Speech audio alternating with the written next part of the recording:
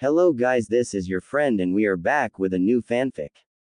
Which is What If Naruto Trained by Femme Orachimaru Part 1. And if you enjoy this fanfic then please give me hype instead of comment and subscribe to my channel for more fanfic like this. And now let's start the fanfic. A teen sat on a stool in front of the throngs of listening merchants and their children, captivating them with his tales and adventures.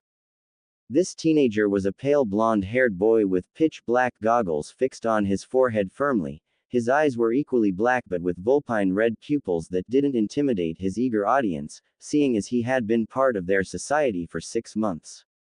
This blonde storyteller wore long-sleeved black shirt with a slashed Konoha Hittite on his right arm and black Anbu grade pants, with a camo red scarf wrapped around his neck comfortably. He also had on thick red ninja grade boots that reached only to his ankles, and a pair of red gloves on his hands that waved around, showing all what he had done in one of his many adventures. The person was equally almost as pale as the softly dropping snow that almost eternally fell around Yamasaki Mountain, even though the country it was situated in was not known as snow country anymore. This person placed a hand on his thigh and leaned in, raising his other hand in a claw. Then the marsh fog monster raised its venomous claw and brought it down on me. The raptly listening audience gasped at what he had said. Some of the female adult populace even leaned back abruptly and held their hearts. The storyteller nodded to confirm what he had said was true. His hands were the size of an adult snow tiger and their venom is known to take down 3 brown bears with no problem. What did you do, Naruto-san? A black-haired child asked from the front row. Here the person beamed at the child, then to the audience, displaying his super serrated teeth for all to behold, but again they didn't recoil from him, rather they perked up even more, if that was even possible. Well, I whipped out. Before he could continue he paused and leaned to his right. A black-haired female with a katana sheathed on her back bent down to whisper something into his ear. She wore blaringly white pants and short-sleeved shirt but with a light blood-red long-sleeved coat with thick fur protecting her neck from the soft chill that blew through the merchant village. The rogue Konoha ninja quirked his eyebrows at what his friend whispered to him. Are you certain? Very. They're just 50 paces behind the crowd. The blonde looked over the perplexed audience and saw what, or who, his friend was warning him of. 2 people wearing black with red clouds cloaks. One had blue skin and shark-like serrated teeth that glinted at him. There was a quivering thing on his back. The other person was dusting his nails on his cloak and raised them to his orange masked face. Naruto smiled widely at his listeners and spoke up. I am very sorry for this, but it's that time of the week again. The time he usually spoke of was when missing ninjas arrived in their village and attempted to collect his hefty bounty, rather though this time was very different. It was the Akatsuki that had finally found him. The children moaned sadly and pouted. The adults though shook their heads in exasperation. Do you really have to go? An adorable 4-year-old girl with her blue hair set in cute 2 pigtails said. The girl had her arms crossed stubbornly and kept the pose even when a middle-aged man with gray-blue hair picked her up. The other children too were being picked up by their parents. They won't go away if I don't talk to them, he air quoted. The girl sniffed and nodded, but it was really only the adults that understood what he meant.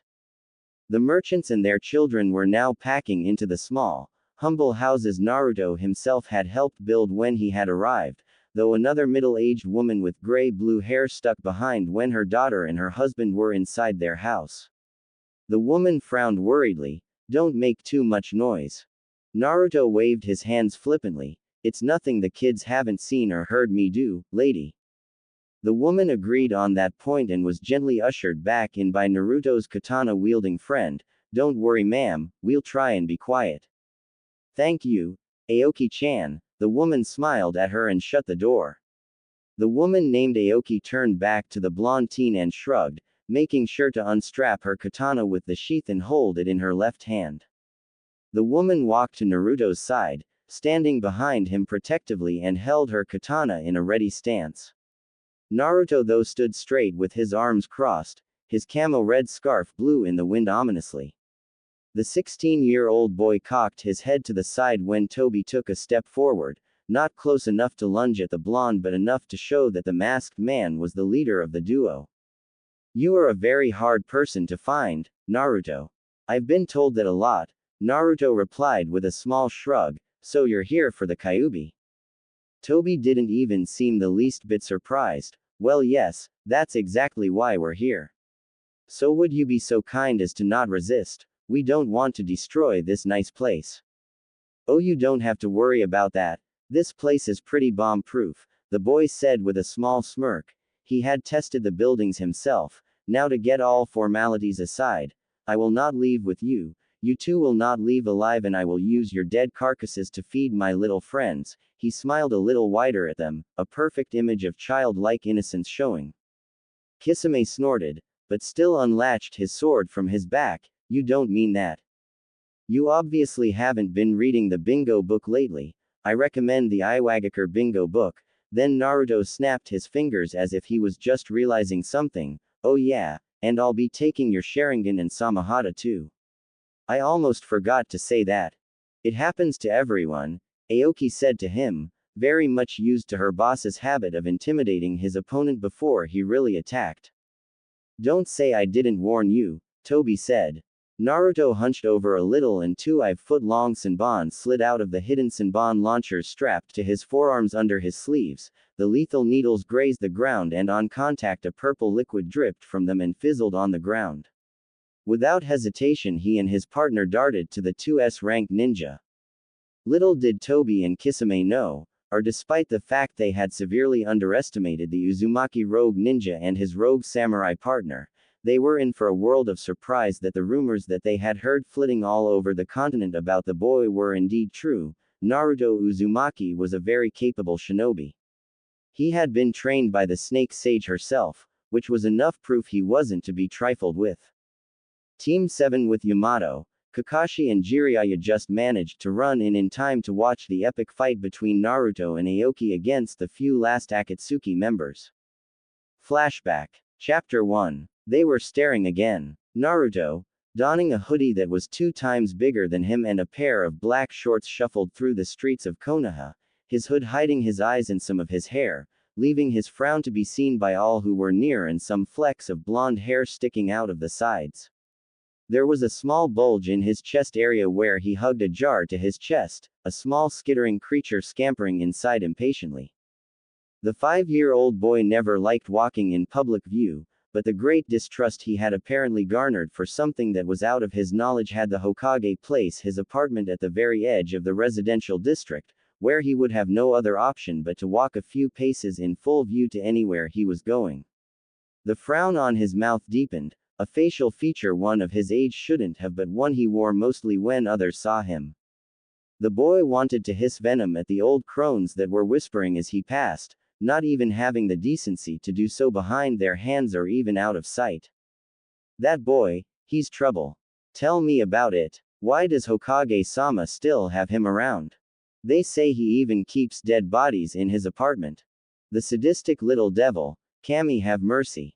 The blonde child hugged the jar closer to him and walked faster away from the insistent gossiping and whispers that followed after him like a stubborn fly. He had been living on his own for as long as he could remember, and as far as he knew he hadn't given any of the citizens of Konoha any trouble whatsoever. He had kept to his own and had provided for himself without any help. Naruto walked through a training ground, making sure to pass the very edge so that he wouldn't disturb the genin training there, and entered into the tree line. The boy softly padded through the forest, the dry leaves crunching under his worn but well-maintained black sandals before he stopped under a tree that had a trunk that was twice as thick as an average man but was at the same time only 3 heads taller than Naruto. The boy liked to humor himself by calling it a tree only because it had some sparse leaves on the trunk.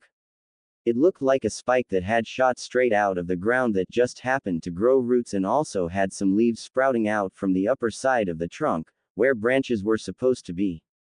Naruto grunted quietly and knelt down beside this tree. He brought out the jar he had been hugging to his chest without anyone knowing. He flipped his hoodie off, revealing the thick black goggles with pitch black lenses that hid his eyes perfectly, lifted the jar to his eyes and peered into it with childlike curiosity. The lenses of the goggles seemed to spin and the edges glowed a faint blue, allowing Naruto to zoom in on the creature inside the jar. Like with a camera. The creature was a spider that spanned the same size as a full-grown man's hand. The tips of its 8 legs and the tips of its fangs were blood red, its bulbous abdomen was black and shivered in anticipation as Naruto looked at it, just as curious, and its trunk was also black. Naruto lightly tapped the jar with his pointer finger before he dropped the jar on the ground. Well, hello there, Spider-san, what species are you? He whispered this to himself as he reached into his baggy hoodie and withdrew a thick tome from the abyss of darkness there. There was a green seal at the sides that simply said, Species of Spiders. He rolled open the tome and was looking up at the spider, then down at the advanced scroll. He had caught the spider in his bed when he was doing spring cleaning and he felt so oddly intrigued by it he didn't kill it. Catching dangerous animals was Naruto's specialty, so it didn't take him more than an hour of chasing it before he bagged it. His inhuman regeneration also helped. It was when he was 3, the only time he ever got a present, when he found the thick scroll on his footsteps. No one ever bothered to check if anything he received was a trap or was even remotely harmful, and he didn't care. He treasured everything he found that was worth money. He had just barely managed to learn how to read by sneaking into the orphanage and attending the classes there among the throngs of fellow 3-year-old. When he had a reasonable grasp on how to read, he dived into the scroll. His first thoughts was wondering why he would find a scroll on spiders in front of his house. The next was if there were more scrolls like that one. Before Naruto had received his black goggles, he had problems with his sight, or his eyes. Any sharp change in lighting would render him blind for a full minute before they adjusted again. This blindness brought sharp pin-like pain to his pupils and a headache that started from the back of his head and spread to his whole brain. This was mostly because the day the Kyuubi had been sealed into him, Minato had made a small mistake by allowing the flow of demon chakra to reach Naruto's eyes. As the Shinigami prepared to take his soul, he had barely managed to correct his mistake by surrounding Naruto's eyes with level 10 chakra limiters and Jinchuriki restraint seals, which normally would have killed any normal person. The Yondaime had proven his strength in seals that day after he had finished, giving Naruto his sight back and also opening a window for medicated glasses to be given to his son, which sadly weren't given to him until his 4th birthday by the unknown person, probably the same person that gave him the scroll on spiders. Before then, Naruto had worn some shades he had picked from a dumpster that weren't too effective against abrupt change in lighting. The black goggles, according to the letter left next to the box that contained the goggles, was fortified by complex fuinjutsu. It allowed him to zoom in, among other things, with a mental command and carefully regulated the light that entered his eyes, making sure that quick changes wouldn't be noticed that much, but at the same time his vision was still clear. Naruto was immensely grateful to his mysterious helper for his 2 gifts. He or she helped him discover his ambition. Reading the scroll on spiders and also the letter the person had sent with the goggles had made him realize something, that he didn't know up to half of what the person had said. His grammatical handicap had frustrated him to no end. This fact opened his eyes to things he wasn't aware of. Being lower than anyone based on what he knew enraged him greatly, and he never liked the feeling of being mentally inadequate to not knowing the answer to something. He wanted to know everything humanly possible. He had already started his quest for knowledge by visiting the library to expand his vocabulary, staying up well into the night reading because the library was open 24/7, and he exercised that privilege fully. The librarian didn't stop him. Quite frankly, the old Chunin didn't care what he did. All that mattered to him was that his books were placed back in prime condition. Naruto wasn't old enough to get a library card or borrow books. Even though Naruto was still very young, he knew that knowing everything was not possible, so he limited his search of knowledge on living things, organisms and chakra. This also included how the human mind worked. First, he had to start reading basic science textbooks with a dictionary at the ready to search for a word he didn't know the meaning of in a scrapbook where he wrote things down in. Though despite little research, the first living thing he had ever caught, the spider, had interested him the most. There were over 47 documented spider species in Konohagakure alone. This didn't mean that there weren't any more species of spiders to be discovered. Naruto ran his finger over the scroll and instinctively searched for any species of spiders that were red, then ones with red-tipped legs before he finally found the mysterious spider he caught in his apartment. He sat back a little in shock and tilted his head to the side, trying to make sense of what he had read. He chose to read it again: the sand duster, originally from Sunagaku no Sato. You, my friend, are a long way from home. How did you get here? The scroll says you can't stay 3 hours without the intense heat of the desert. He trailed off when his mind came to a conclusion, or rather two: you were either dropped off by my mysterious helper, or you were planted. The boy's mouth formed a straight line, a blank expression as he stared at the spider and clenched his teeth. The scroll had said that the spider's venom was merely its saliva stored up for a week. His regeneration fixed any problems the spider had given him, which meant that it was his helper that had planted the spider because the mysterious person somehow knew of his interest in spiders and his vision problems. Naruto ran his fingers through his thin, blonde hair. I'm not taking any chances. His limited memory recalled that there was an abandoned warehouse at the far edge of Konoha's forest, barely even touching the walls. People assumed the place was haunted, so most, even the shinobi, stayed clear. Naruto was a rational thinker, as young as he was, so he didn't believe in phantoms or anything that had been the result of irrational thoughts. Naruto's eyes trailed to the spider that was still in the jar, and he furrowed his eyebrows when he noticed it was running around in circles inside its glass prison before realization hit him. It seemed he would have to visit the warehouse sooner than he expected.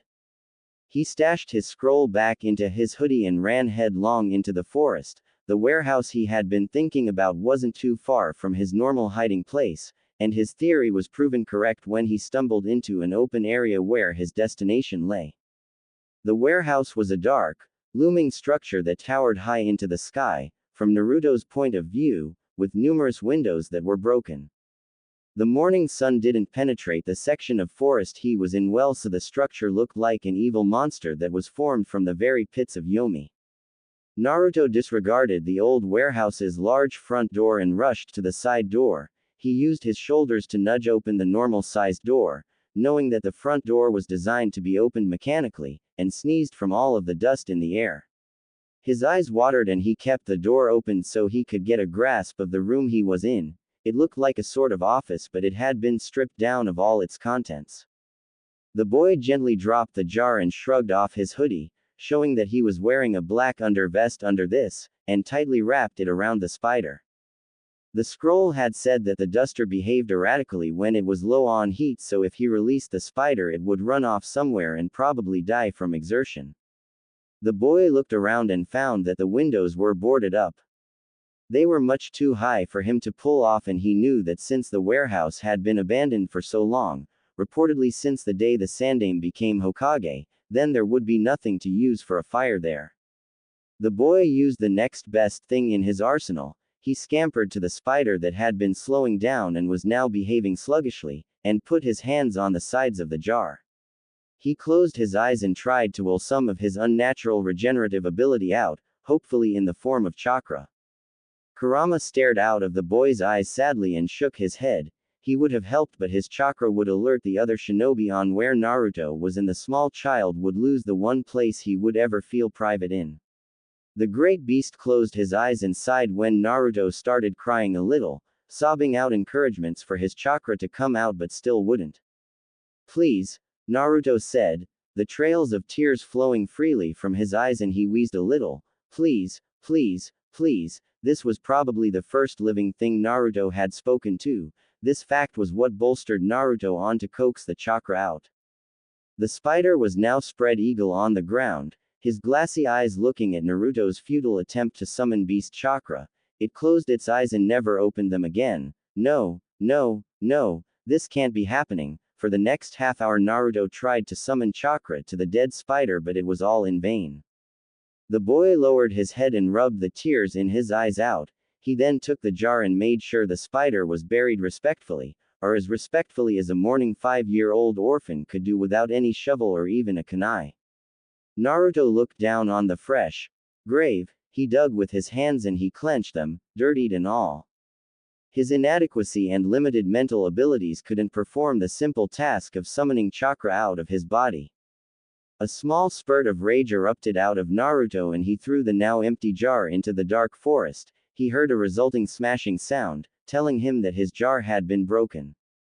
Despite basically living in the library for a year and a half and spending more than half of his day reading, he was still not capable of anything to be proud of. The 5-year-old boy rubbed his face and shrugged on his hoodie, and re-entered the abandoned warehouse.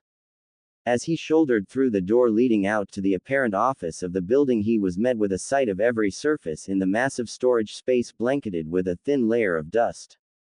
He held his right sleeve to his nose and mouth and the edges of his goggles shone blue, then yellow. This feature in the goggles allowed him to get a general look on his surroundings with only a little dust in the air. The items in the apparent warehouse proved what he had read in the library and the rumors going around in the red light district among the prostitutes. The warehouse he stood in was actually a massive laboratory. The former user had even created a wall to his right where he assumed living people were kept as test subjects. The history of the warehouse was that during the Second Shinobi War, a long while before Hiruzen Sarutobi became the third Hokage, a man that had no records in any country on the continent had arrived under the guise of a businessman who sold cheap, but high-quality, drugs, antidotes and medicine to Konoha shinobi and civilians alike at the very same place Naruto stood. The Nadaime had been too busy fending off Konoha aggressors to deeply investigate who the man was or why he had come to Konoha with cheap, but quality, aid, but the wise Hokage had created a faction in the Anbu to watch the man for any suspicious behavior. The drugs the man was supplying weren't creating any adverse effects on anyone as far as he knew, but there was no such thing as free, or in this case cheap, help. Though the man wasn't aware that the very Anbu faction he had appointed to investigate the man had been paid off by this very man to look the other way on his proceedings. The man had been kidnapping Konoha citizens and performing sickening tests on them in his own perverse search for the ultimate drug that would provide for him immortality, super strength and super intelligence. His evil dealings had been successful for 7 years until the Sandaime was handed the mantle of Hokage. He made the mistake of kidnapping a female Inuzuka clan member. The man had been itching to get his hands on an Inuzuka's brain, to understand the true depths their connection was with their ninkin, and he was very close to but a joint invasion of his laboratory under the guise of a medicine wholesale warehouse, by the Inuzuka, Nara, Aburame, Hitaki, Hyuga, Uchiha clans and clanless shinobi had stopped him from digging his fingers further into the poor woman's head. If she had been pulled out of the forced coma, she would have been a vegetable for the rest of her life, so they had to perform a mercy killing on her. The man, despite not having any remote shinobi training, had put up a valiant fight by ingesting a drug that allowed him to expel numerous chakra strings from his pores without any complications and repel the invaders, saving his precious lab from the destruction that was to come. He rammed a needle into his chest to increase the flow of adrenaline and another needle went to his neck to give him super strength. Even with all of his perks, if he had even genin level shinobi coordination, he would have lasted longer than a day, but he didn't. The Konoha invaders proved strong enough to take him on. His office had been ransacked of every document he had on his vile experiments and burned. His lab though had been sealed off from the world. It was due to years of deterioration from the building did parts of the initial seal fall off. This was why Naruto had been allowed entry in the first place.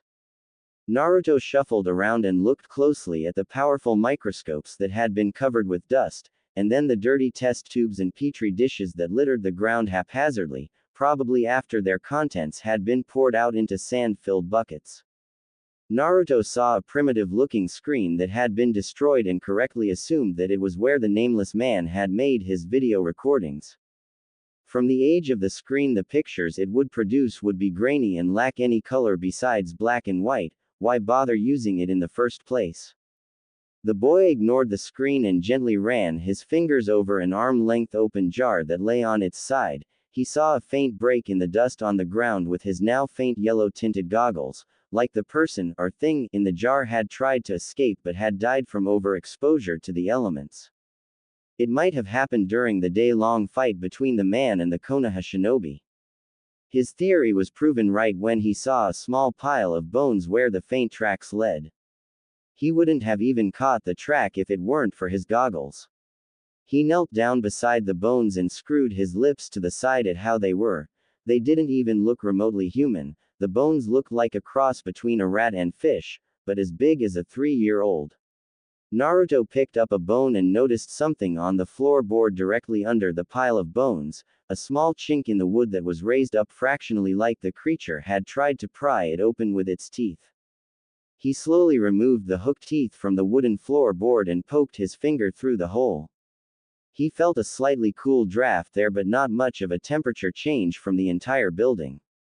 Naruto ran through all his goggles could do, blue for zooming in, yellow for a general view on what something was supposed to look like, it usually delayed depending on how complex the thing was, green for chakra levels, red for chakra network and orange for night vision. His secret helper had said that if he grew old it could do much more for him and him alone, but again his age and current mental abilities was a frustrating handicap.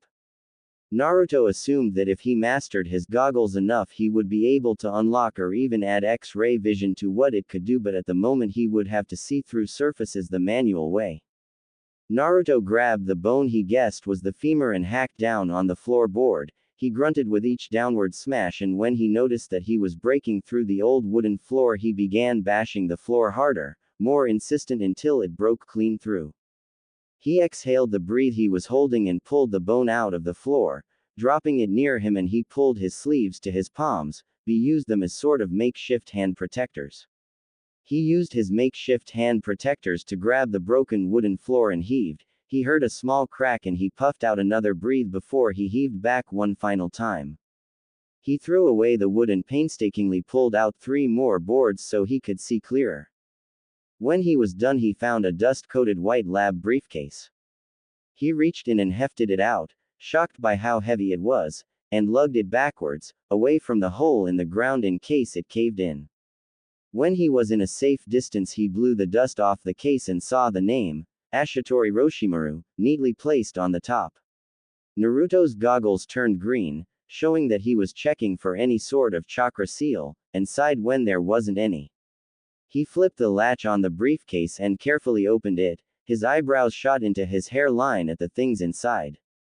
There was a voice recorder tucked neatly to the side, thick notes with neat handwriting inside, something he assumed were memory cards for the voice recorder that were organized by topic and time in pockets at the left side of the case.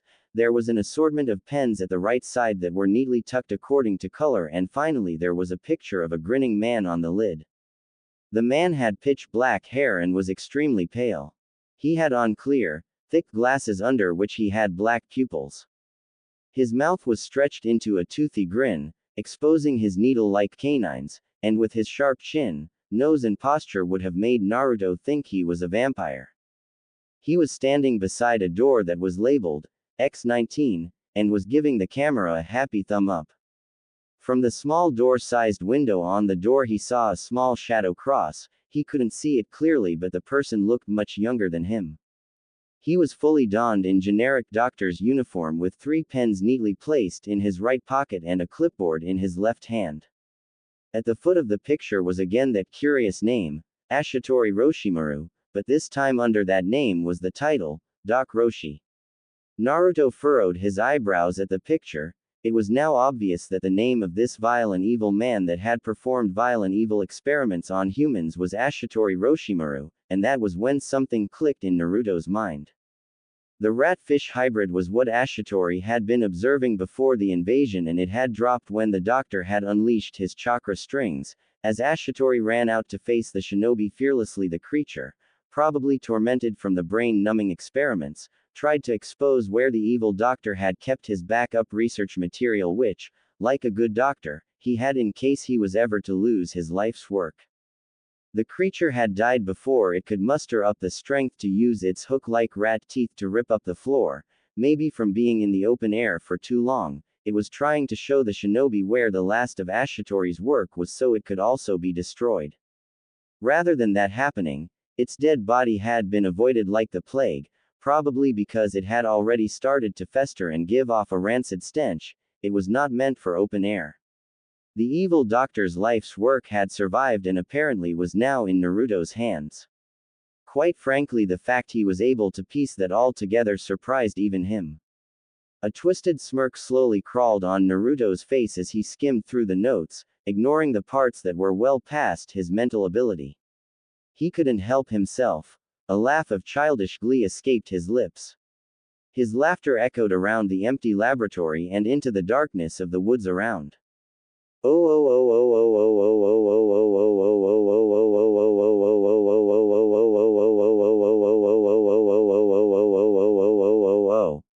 Time skip. 7 years later. Congratulations to all of our new genin, and I wish you all the best in your fields of specialization. The team selection list will be posted in a week, so be back by then. Know that I am proud of all of you. I see great things in your futures. Dismissed. Iruka finished and the excited genin began chattering amongst themselves as they left the class. He smiled at them and sat down on his desk to organize some homework he had given another class. He looked up 5 minutes later when the noise had subsided and just barely caught Naruto before he slipped out of the class, his Hittite tied to his left arm and his black hoodie throwing a shadow over his face and part of his nose ominously. Iruka raised his hand to get the boy's attention. Hey Naruto. Naruto stopped his quiet walk and tilted his head to the side. Sensei, he answered shortly. You did great in your weapons test. Who taught you how to use the Senbon? I must have picked it up somewhere. Naruto shrugged and fully turned to Iruka. Your taijutsu spar with Mizuki was also spectacular. I mean, where did you get that style from? The spar had been stopped just before Naruto could jam his fingers into Mizuki's neck. Made it myself. I couldn't find a style good for me, so I made my own. Have you named it yet? Yes. I call it the four-legged spider style. It's still a work in progress. In actuality, it was called the shadow-legged spider fighting style. But it had stages. With each increase in effort, he would add a leg, if he wanted, both figuratively and physically speaking. Though he was limited to only 4 legs, he was confident he would be able to figure out how to get 5 or even more legs without being deformed. Speaking of work in progress, who taught you the shadow clone technique? Do you really want to know? Naruto said with mild amusement lacing his words. The academy teacher perked up. Yes. I won it in a poker game with some drug dealers' bodyguards. Naruto snorted out a laugh when Iruka went pale. They're just big softies, sensei. They took their loss like real men. Iruka didn't ask him how old he was when he won the A-rank jutsu, and he didn't feel like telling. I'm just glad to hear you're not harmed. Naruto nodded and sent a lax 2-finger salute to his former teacher. I have to go now. There are issues I must attend to. He walked out before Iruka could respond, and the light smile that was on his face was wiped off in favor of an amused smirk. There was a lot going for Naruto at the moment. He had managed to decipher the notes Ashitori had written and was now sure that his knowledge of the human body was only matched by a medical doctor in the hospital. It had taken him a few months of manual labor, but he had gotten the laboratory and the office clean for inhabitation. The tools he used to clean he had stolen from the cleaning supplies storage room in the hospital. It was kind of sad how low on importance the hospital was. The security there was appalling. The money he had been using for upkeep, which was supposed to come from the Sandaime but still hadn't, was gotten from gambling in the red light district, posing as a millionaire that lusted for money as much as he liked winning. Naruto walked away from the academy with his hands in his red ninja pants pockets. His head was down and his eyes furrowed in thought. Running through various things in his mind that primarily concerned expanding his knowledge on living creatures. He hadn't yet started actively testing on humans in his laboratory, but he reserved a section in the warehouse where he stored wild animals for experiments there. Though he had been slipping small doses of drugs he had crafted in his laboratory into other students' food, jotting down their reactions. This was after he had extensively tested the drug on himself. There was no drug newly that he didn't test on himself except a few select drugs that would be very detrimental to his mental capacities. One of his minor goals was to harness the animal's power and successfully place it in a human. He deduced he could do this with Fuinjutsu, but with how busy he always was, he couldn't find the time to rise past level 6. He was so lost in thought he didn't react in time for a neck grab. The culprit viciously pulled him back into an academy training ground he was passing through. The budding scientist used the momentum of this move to roll backwards twice, and when his eyes were forward again, he leveled both of his arms at the person. Glinting silver Senbon launchers twinkled a little under his hoodie's sleeves. Sunlight hit the tip of the Senbon that was ready to be fired. Sasuke looked at him with a deep frown that deepened when Naruto snorted and stood upright, making sure to push his Senbon back into their inbuilt containers with his pointer finger. "Oh, it's just you," Naruto said with a downward twitch of his lips, but he covered this up perfectly and smirked at the Uchiha. "I want a rematch, Uzumaki," Sasuke shortly said. "Excuse me. You heard me. I want a rematch," Sasuke snarled and got into a strong Uchiha taijutsu stance. "No, I didn't give you a choice." The Uchiha darted at Naruto and Naruto leaned away from a punch. He stepped away rigidly when a kick was sent at him and bent under a savage right hook. "Fight me, damn it." "I'm pretty sure I said no." The blonde boy slipped away from a grasp for his head, stepped away from the rising knee and quickly got close to Sasuke. When he got back to the ground, he swept his feet from under the Uchiha, and as the boy was going down he had a blow to his stomach follow after. Sasuke grunted as the punch hit him as his back hit the ground. "That's enough, Sasuke-san." "Fight me, Dobi," Sasuke growled. "If this is your Uchiha pride speaking, I advise you to discard it. I'm not in the mood to be trifled with." Naruto stood up and dusted down his hoodie.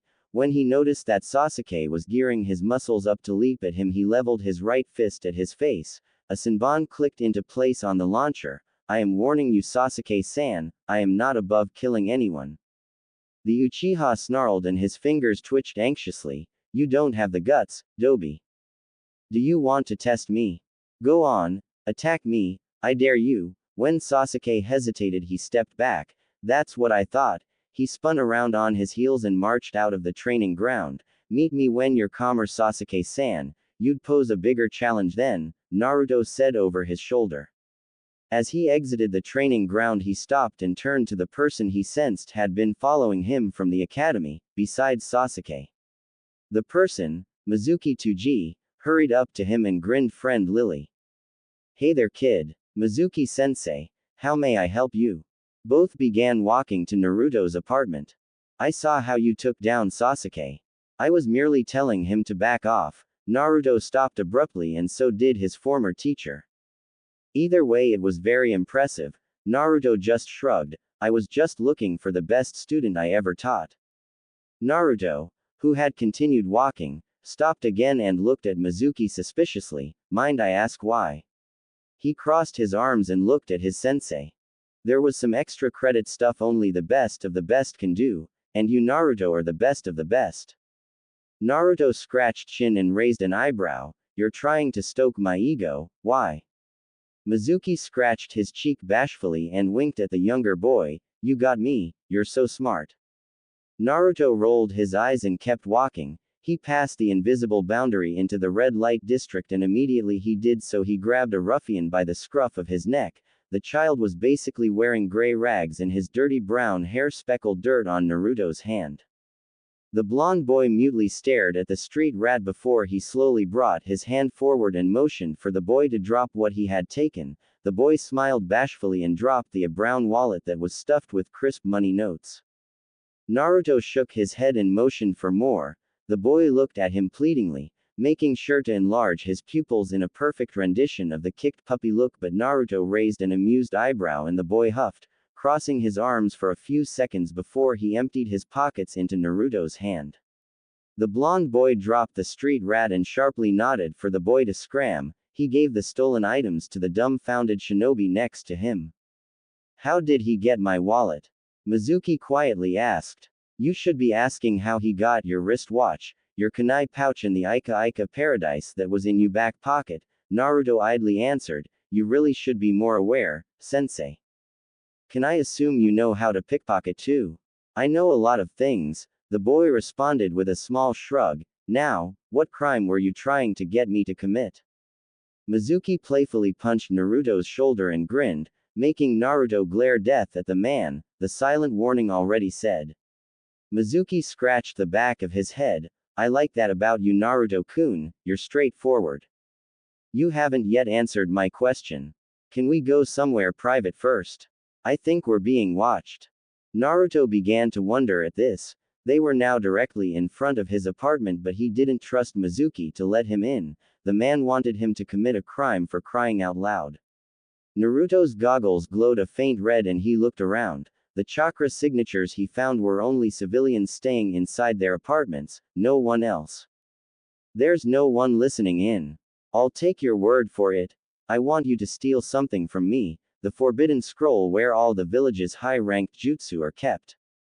I know of the value, but what's in it for me? Matter of fact, why can't you steal it yourself?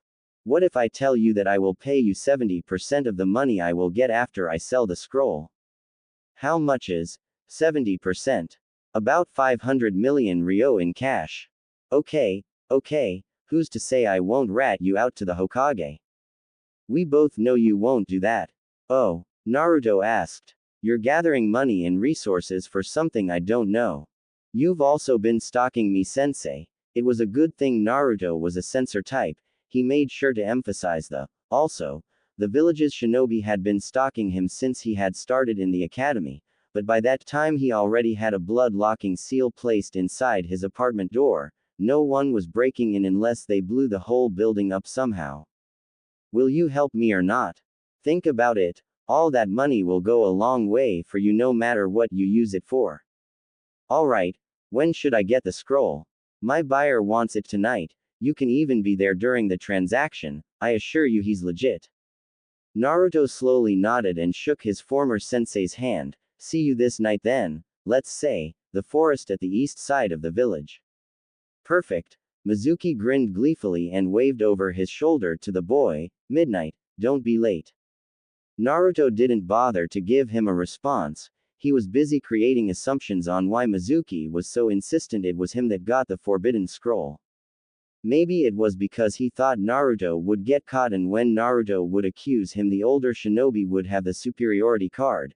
Maybe Mizuki thought that the traps would kill him. Maybe Mizuki wanted to kill him so he could have all of the money himself, or maybe Mizuki just wanted to kill him in some sort of elaborate scheme. He didn't really care. Stealing the forbidden scroll would be the ultimate test for his skills in stealth, and if things went south he could always fall back on his innocence mask. His innocence mask was a facade he created that had unfailingly gotten him out of suspicion during the days academy children had been disappearing for 4 hours and reappearing with no knowledge of what had transpired within that time. Naruto though was never present when the disappearings were happening, so naturally people would initially become suspicious, but they were cleared of it after they had tracked Naruto to a library. Naruto knew that his innocent facade wouldn't be enough to set him free from any criminal charges he would get if he was caught, so he pondered on another way to go about it. He walked through the house in deep thought and instinctively went to his bathroom. He closed the door and set a locking seal in place, a solid creation that required his blood to unlock. He went to the bathroom mirror and placed his palm on the surface. He suspected the silent alarm seal at his destination was ringing, and he counted to 5 before he channeled chakra, just as a shadow clone in his warehouse placed his own palm on the wall of his office. A complex seal spiraled into view on the surfaces and a burst of chakra smoke covered them. Naruto looked around and saw that he was in his modesty-furnished office situated in the abandoned warehouse, while the clone was back in his apartment bathroom. The body switch seal was not as advanced as most thought. It was a level 5 seal with unknown origins that was an alternative for the basic body switch ninjutsu, but it was used for far distances. The boy pulled off his now well-fitted hoodie and hung it on a coat rack in favor of putting on a doctor's lab coat. He looked around his office, decorated with soothing blue paint on the walls and a solid oak desk with smooth edges. His chair was soft and comfortable, but not too soft. There were stacks and stacks of books neatly placed on bookshelves in the wall on opposite sides of the room, and behind Naruto's desk were organized racks he kept spare lab instruments in case the one in the lab warehouse break. They were held in a thick, see-through glass container that was protected by a padlock and a blood seal. The boy smoothly walked out of his office, his calf-length white lab coat swishing with him as he entered the containment room he kept his test animals. During Ashitori's time in using the lab, he had created a makeshift wall where he received buyers of his drugs while a single door led them to his laboratory. Naruto had torn down that division and expanded the lab even more.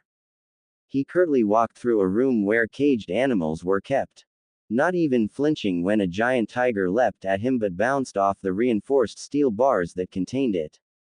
He exited the room and grabbed the clipboard hooked to the wall near the door. He idly twirled his pen and read through what the clipboard said. His eyes flicked up at the few clones scurrying around his lab and performing general maintenance before his eyes flicked to the far end of the lab where a ceiling-high glass container stood proudly. The boy smiled lightly and walked to it. Inside the large glass container was what could be considered a slice of the forest. There were a few shrubs, trees and plants there. He whistled and a light skittering sound met his ears before a monstrous-sized spider pushed out of the ground from a hidden burrow. The spider had a blue with red harshly designed abdomen that had the white kanji for Queen Spider on top. Each letter was speckled with complex seals that combined to form the words, its legs the same height as Naruto and its trunk was black. Its 8 red eyes blinked at Naruto and a single black leg delicately touched the glass container. Naruto smiled at the spider and tapped the glass barrier with his pen. How are you feeling today, Queen? The spider seemed to roll her leg and experimentally tested all of her legs. I feel great, Naruto-sama, it hissed. Naruto jotted down its reply. My clones say you haven't been resisting your shots. You will be rewarded. Naruto snapped his fingers and a clone walked forward and slipped a small scroll through a one-way opening. A quick burst of chakra to the scroll and 2 dead cows popped out. The spider wasted no time to tear its arm-length red fangs into the fat creatures and injected a corroding venom into them.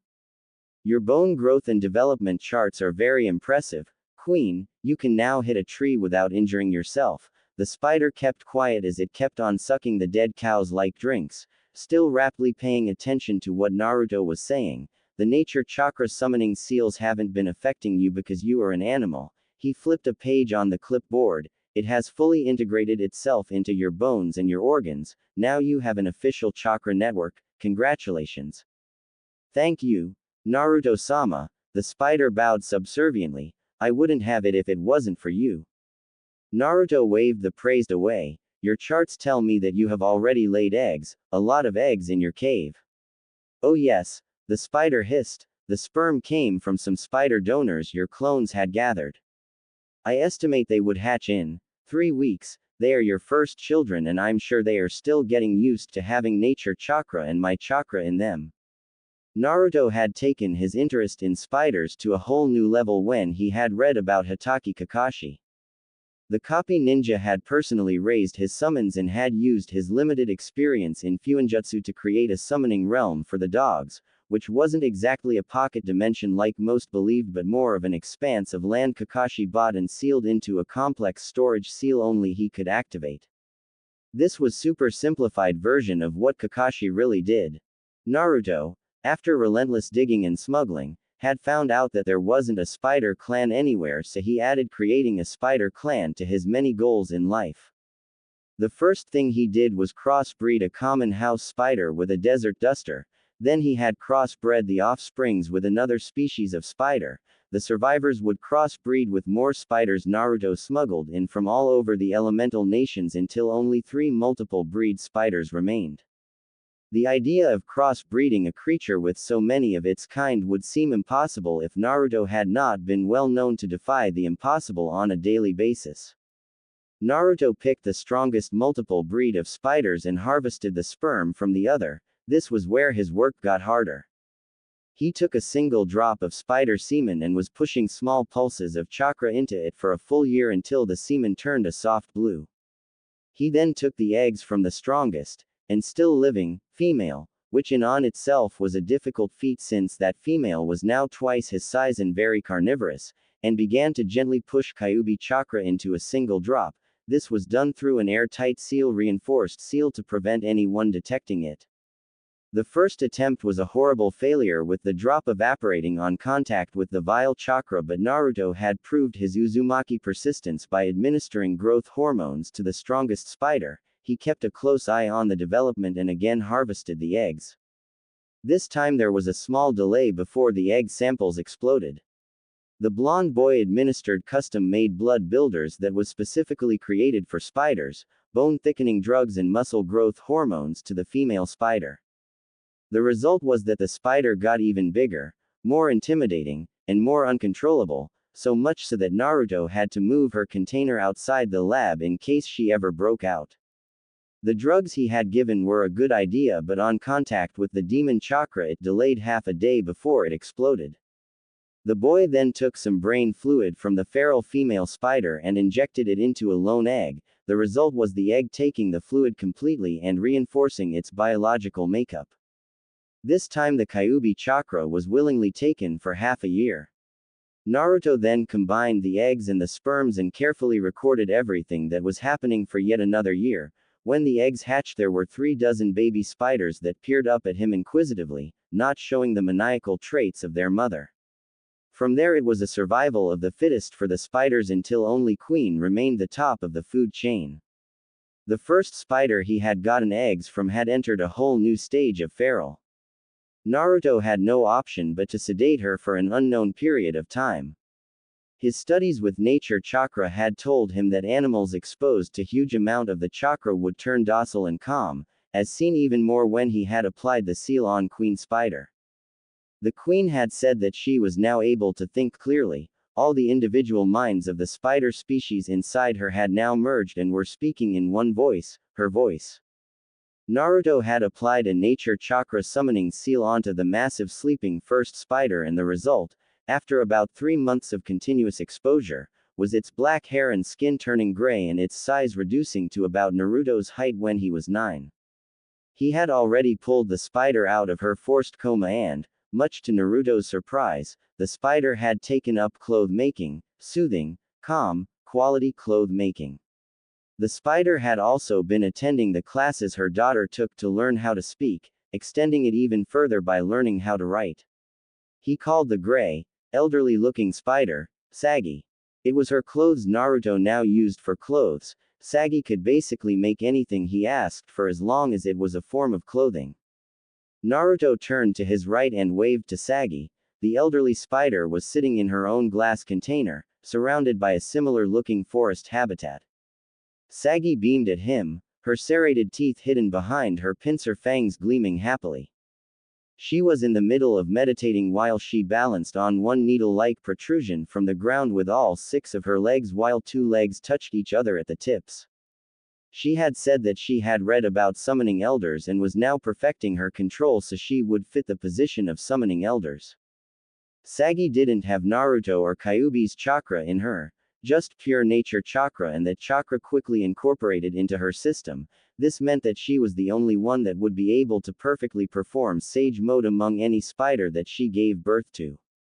Naruto supported her in her ambition by supplying her with history books on the elemental nations and on clan summons. Sagi waved back with one of her legs and went back to her mediation.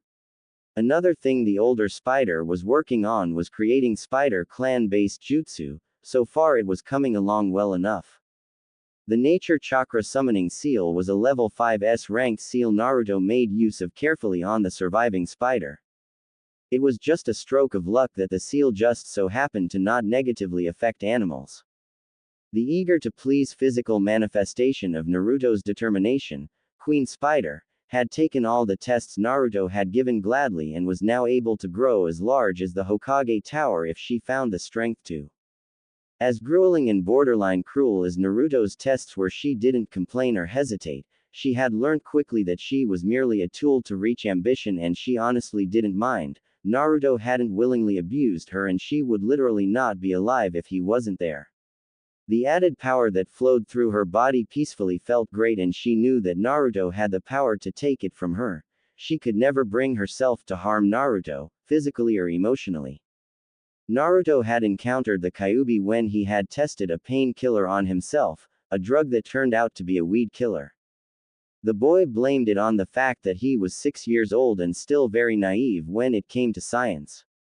He was sick for a whole week and the great beast had used the reduced mental protection to pull Naruto into the mindscape for a chat. Kyuubi had told Naruto that he didn't really care what Naruto did, all in the name of his life's ambition, as long as he didn't die. Naruto acknowledged that there was a lot he could learn from Kyuubi, and Kyuubi saw Naruto a little competent for a child, so it was inevitable that they would enter a mutual benefit alliance. Naruto had access to Kyuubi's chakra and could ask for help whenever he needed it, while Kyuubi had extended his senses from Naruto, so it included hearing and even to an extent feeling. The Kyuubi Jinchuriki was now instructing the massive Spider Queen to perform different motions and actions. He ordered Queen to balance on a single leg while the remaining 7 legs stretched and touched over her, then to spin a web as quickly as possible. He estimated that the strength of a single web was that of the solid steel support pillars holding up the corners of the cage's tower, not yet up to the main support pillar but a close second, while at the same time it remained as flexible as a rubber band. Queen was able to fire these webs from her abdomen, 8 legs or her mouth. Naruto had been researching on how he could harness this ability into himself. The most he could come up with was taking the chemicals that created the webs from Queen's abdomen and soaking ninja wire in them. This allowed the wire to recreate this ability but to a much lesser extent. He kept the long roll of special ninja wire in a compartment in his Senbon launchers for when he would need them. Creating a summoning realm from scratch wasn't going to be easy, far from it actually. A standard animal summoning seal consisted of many complex seals. A notable one was called the Infinity Seal, which meant that the summoning realm wasn't in some sort of astral realm, rather it was in an overpowered storage dimension where the very air was raw with natural chakra and energy. It was inhabitable for human, but animals thrived in the natural atmosphere.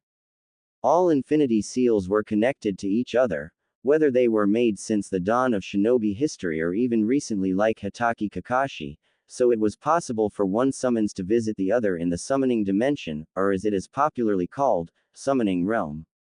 Infinity Seals though required blood sacrifice, which was why scrolls were presented by the animal summons for the person to sign his name in blood.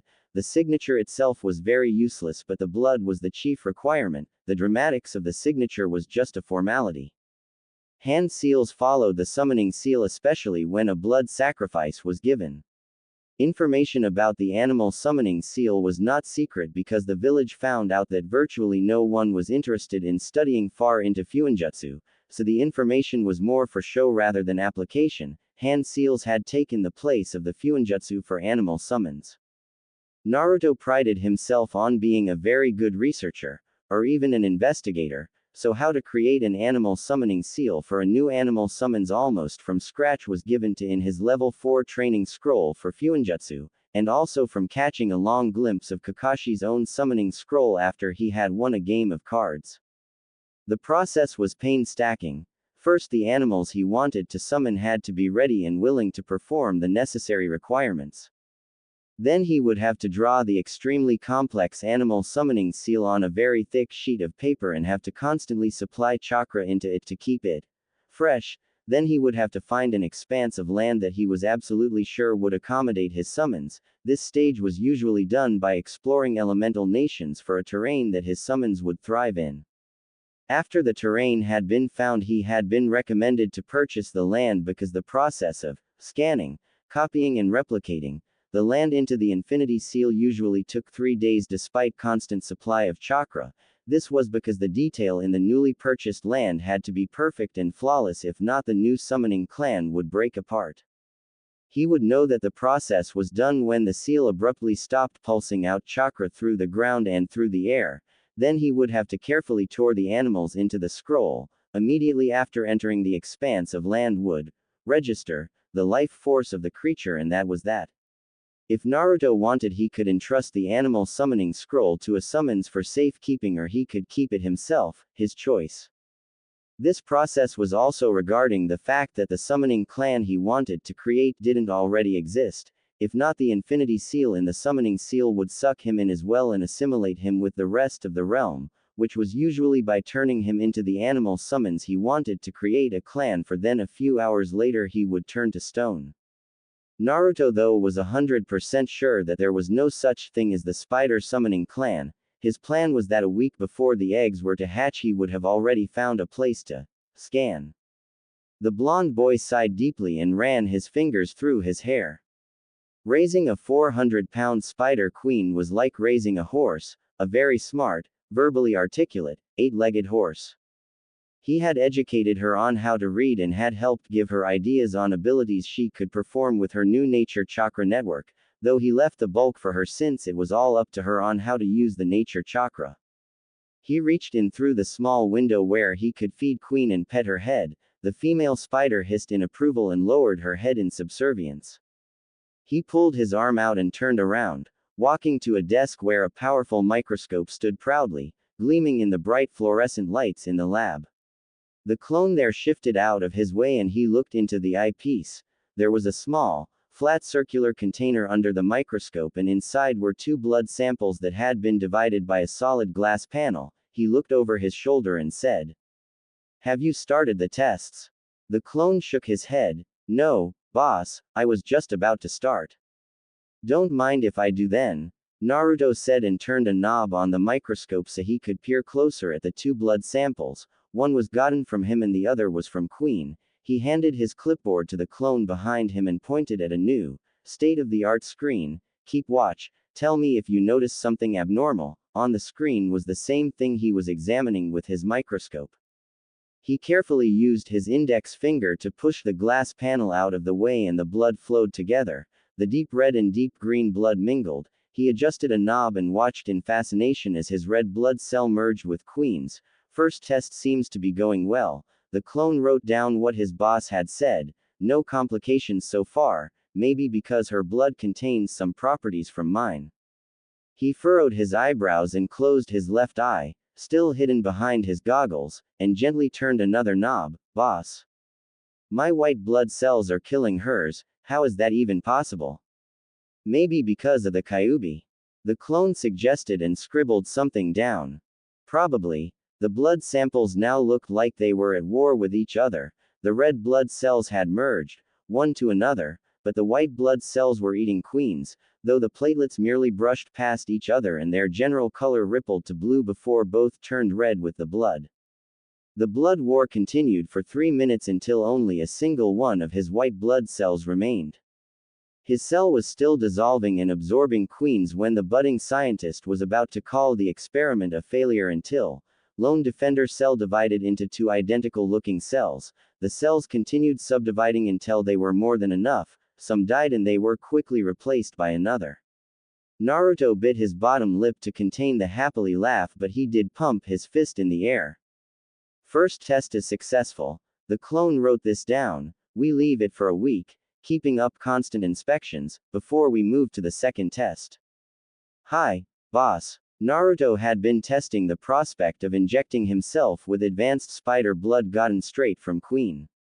The test was an initial success, but it told him that if he was to eventually inject himself he had better be ready to be in a world of pain and fluctuating sickness. He only hoped his status as a Jinchuriki would prove itself even more.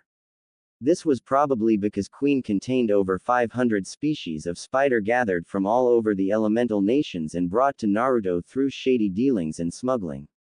Naruto pumped his fist in the air again before he felt a small tingle on his shoulder from the silent alarm connected to the body switch seal. Half a second later he felt a clone tap his shoulder and presented a medium-sized scroll to him. "Someone slipped this into my pocket, boss." Naruto's eyebrows shot into his hairline. He wasn't scheduled to receive any secret message this month. Who could it be? He murmured. He unrolled the scroll and read. "Dearest Naruto-kun, how's my little scientist doing? I know I've not been the best godmother to you and from the bottom of my heart I am very sorry. I am currently not in Konoha right now. The only way I have been able to send my first 3 gifts to you was through a spy I had from Waterfall that left the gifts for you on your doorstep. Despite this I know you Naruto-kun, and even though I may be a little too late I love you with all my heart. My picture of you may be a little outdated. It's one of you when you just started in the academy, I think you were 8. Speaking of the academy, I know as a fact you inherited Minato-kun's genius. I knew your father, he was the best thing that happened to me, believe it or not. Though I am not his blood sister, I might as well be. Minato liked spiders too, you know, he was absolutely fascinated with them, but he was always too busy learning seals with Jiraiya or hanging out with Kushina, your mother. He was a sweet guy, he never liked to disappoint, sort of like you. I have planted some suggestions in Mizuki Tuji's head about you. If I am correct, which I usually am, he wants you to steal the forbidden scroll so you two can sell it to a mysterious buyer. Yeah, no, it's a trap, he wants to kill you. I pushed him in your direction because I have a gut feeling that you have reached a snag in your research. Consider him my 4th present to you. Don't hold back, he has a defective, cursed seal of heaven on him. I'm sure you will trounce him either way. He will probably be fueled by anger and vengeance, so don't let anything he says get to you. I'm sure you are Minato's son, so nothing will get to you. You're a shinobi now, I hear, so that means you can handle money on your own. I have sealed 500 million ryu into this letter. Don't worry, I have many secret accounts in several hidden villages. I merely retrieved 10 million from each of them. The banks are usually used by rich people, so withdrawing that high amount of money won't raise any eyebrows.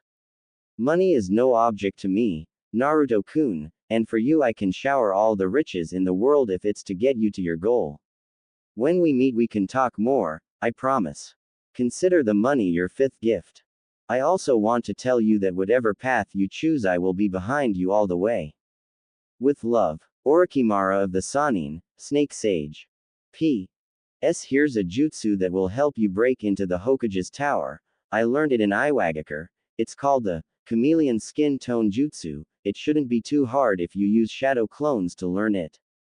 It's C rank, so it shouldn't be too hard. Naruto scanned the letter for any sort of illusion or any chakra fingerprints before he furrowed his eyebrows in thought. He now apparently had a missing ninja Sannin as a godmother. He sniffed slightly and caught the hinted scent of blood, snakes and roses. The blood slightly overpowered the rest of the scents, but he still caught them clearly. It actually made sense that Orachimaru was his godmother. He resembled the Yondaime so much, and since the 4th was a high official he would have to have someone high up there as well. He wondered who his godfather was, though. The man wasn't even making an effort to contact him. At least he could sympathize with Orachimaru. She was a missing ninja and a highly ranked one at that. The snake woman wouldn't be able to visit him personally.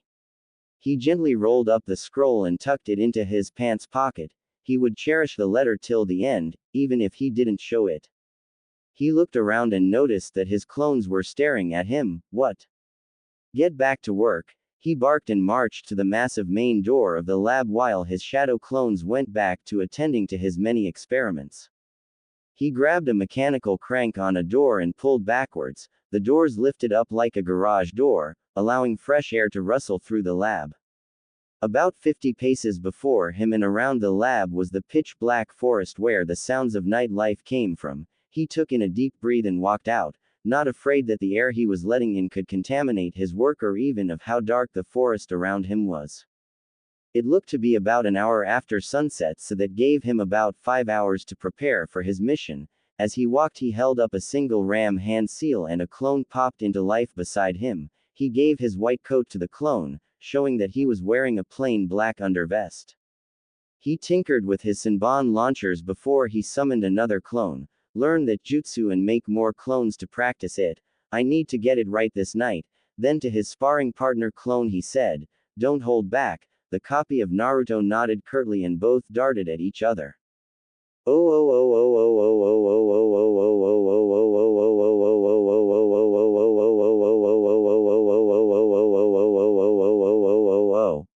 An orange glow flashed from a corner far from the cage's tower before it disappeared, as if it hadn't happened in the first place. A slight protrusion rose from the shadow cast by a 2-story residential building and darted out. Under the soft glow of the moon it looked like a black blob.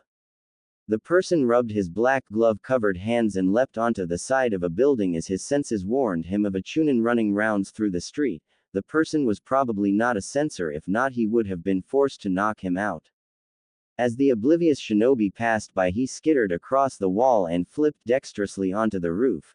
The small light that shone down on him showed that the person wore a long-sleeved black shirt and black calf-length shinobi pants. His fingers were covered in black gloves and his feet was also in black sandals, ones that barely made a sound when it touched the ground.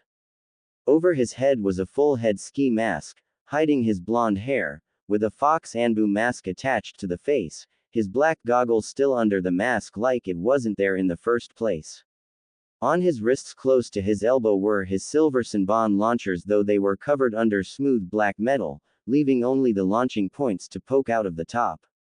He also had a small black backpack on his back that held any equipment he needed in emergencies. Naruto adjusted his mask, briefly looked up and again seemed to melt into the shadow cast by the ledge of the building.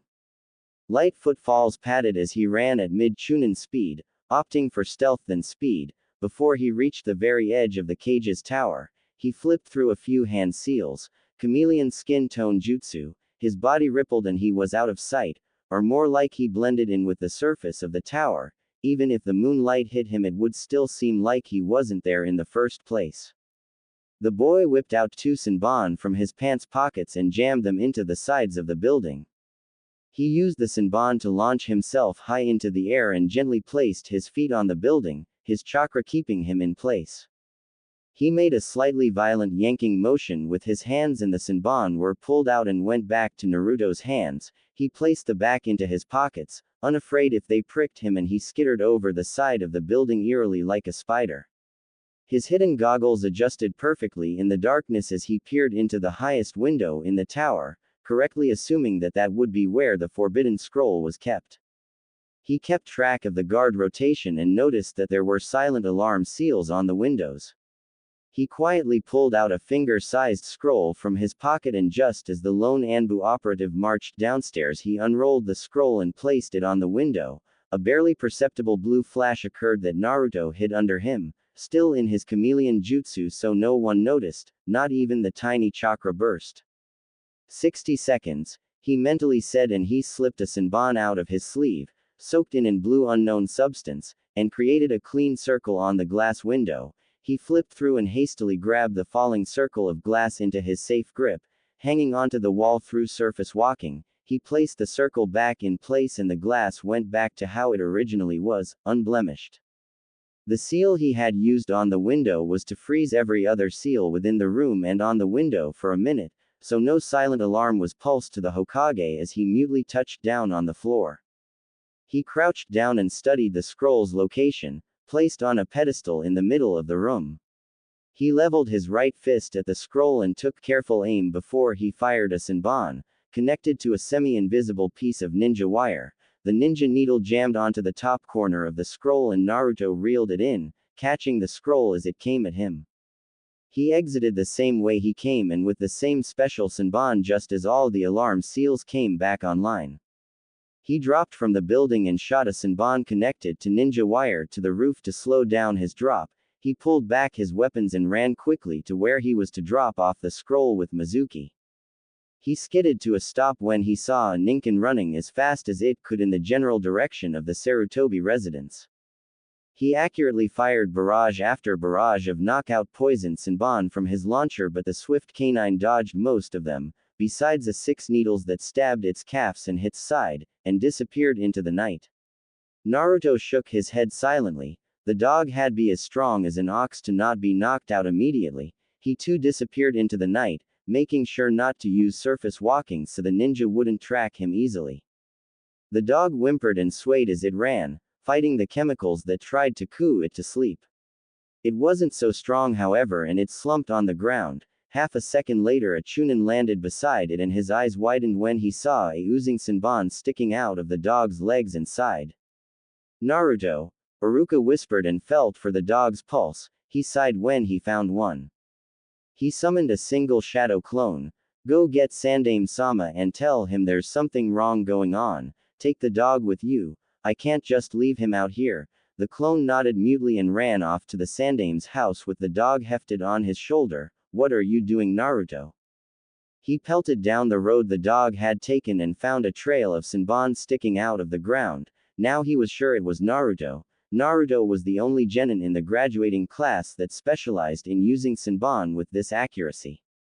Naruto dropped out of the tree line into a small clearing. He set the large scroll against a tree and took off his fox mask. He took in a few deep breaths. What a rush, he said quietly, under his breath.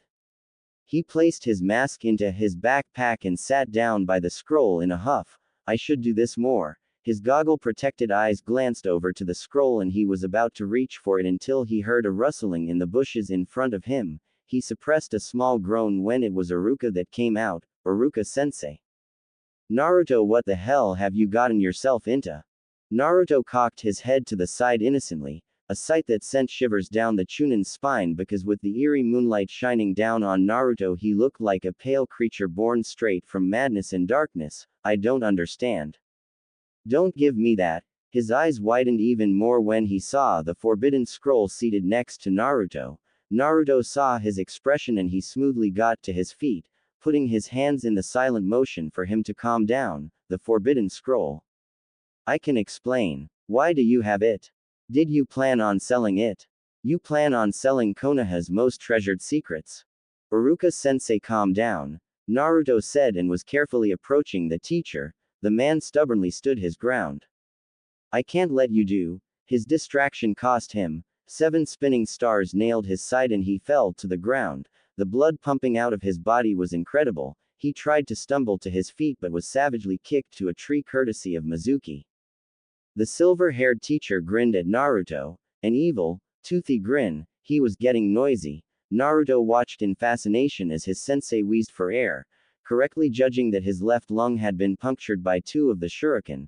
Quite frankly, I'm not surprised you managed to get the scroll, Naruto. You sure do know how to do the impossible, huh? Naruto shrugged. Where is the buyer? Already knowing that there was no buyer. Mizuki, you traitor. Oh, shut up, Iruka. There is no buyer. Naruto-kun, I lied. Shocker. The boy murmured and shook his head. I don't think you understand. I'm very sure that Iruka-sensei has somehow notified the Hokage. They'll be here in 20 minutes tops. We don't have time. Acting had always been one of Naruto's strong suits. No, I don't think you understand what's going on. I lied to you. I tricked you, Naruto Uzumaki, and now I'm going to get my revenge for everything you've done. Naruto raised an eyebrow. I don't remember doing anything to you. An evil chuckle escaped Mizuki's lips. Do you know why people hate you so much? No, Mizuki. That's an S-rank secret. Iruka managed to wheeze out as he struggled to his feet by supporting a tree. Don't listen to him, Naruto, he's lying. What secret? Naruto asked. That you're the Kyuubi. The Yondaime sealed that thing inside you and now you are the Kyuubi. The traitor removed a Fuma shuriken from his back, and now I'm going to finish what the Yondaime started. He hurled the spinning star at Naruto, who he thought was in a daze. Naruto was about to step aside until he felt a small spray of blood on his black shirt. His teacher had taken the weapon for him. Was that really necessary, sensei? He sarcastically asked, but the man had already lost too much blood to know the difference between a sarcastic question and a tearful, soul-wrenching question. You're not the Kyuubi, Naruto-kun. Yes, I figured as much a while ago. Iruka seemed to have tactically ignored what he said. You're a proud shinobi, Naruto-kun, and I'm proud of you. He crumpled to the ground bonelessly. Thanks. A split second later he fired a senbon at his teacher's unconscious neck, the amnesia memory gap drug already taking effect. He wanted his former class teacher to be able to testify in his defense after everything was done. He didn't want to defect from Konoha, yet. He's a fool, Mizuki spat madly. Don't worry, I'll make your death long and painful. It's what I owe you. The silver-haired traitor whipped out a kunai and ran at Naruto. His godmother had already warned him of this sort of thing happening, so he flipped backwards away from a brutal slash aimed for his throat, leading the fight into the denser parts of the forest, a place he thrived the most. As the teacher was looking around for him, swiveling his neck around frantically as he tried to peer into the darkness. Naruto's head slowly protruded out from behind a tree trunk. He licked his lips and accurately fired 5 senbon into the man's flak jacket protected back. The senbon were fired in a straight line so they all nailed the same place. The man grunted and slashed around blindly.